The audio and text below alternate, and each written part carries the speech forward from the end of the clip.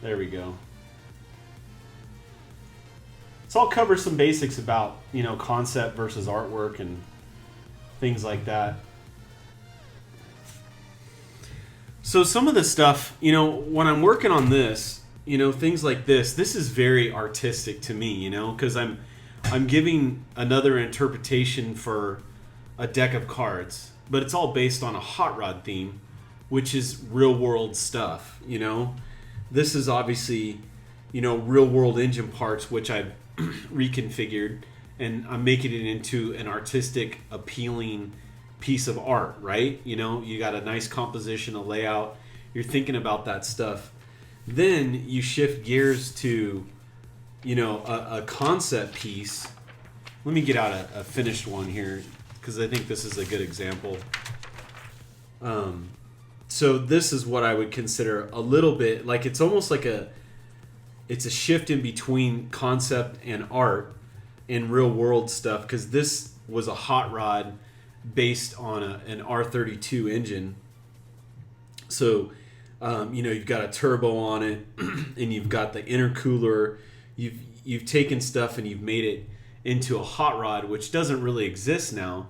So it's a bit of a concept, Then you go into, like I would consider, high concept stuff, which is stuff that doesn't exist at all, that will never probably exist. I doubt that the Slave 1 ever is going to be built in real life. And so your brain has to shift a little bit on the way you think about these things. And I think your mind goes to more of a designer on this side of stuff, whereas my mind is trying to more think of artistically on the other stuff. So just something to think about, when you're doing art and design and things like that. I think anymore I've noticed that a lot of people kind of incorporate that all into one thing, and my take on it is that you shouldn't group it all in one thing, because design is very different than art. Now, can you combine them both together and make nice pieces of art? Absolutely, you can. But when you're designing, you're thinking of new form language. What does this stuff look like? You're coming up with a whole new concept. And then you also, on top of that, if you're doing something artistic with it, you have to think of your composition, color, on top of that. So it can get pretty overwhelming.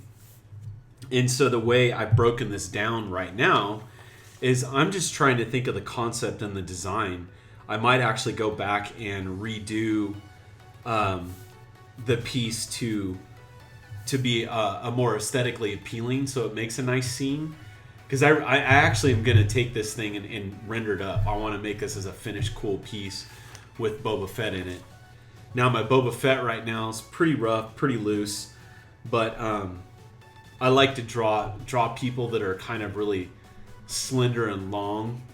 It's just kind of a style I've always dug and play with that every once in a while. I don't draw a lot of characters, but when I do, that's usually the way I like to draw them. Something that's a little more stylized.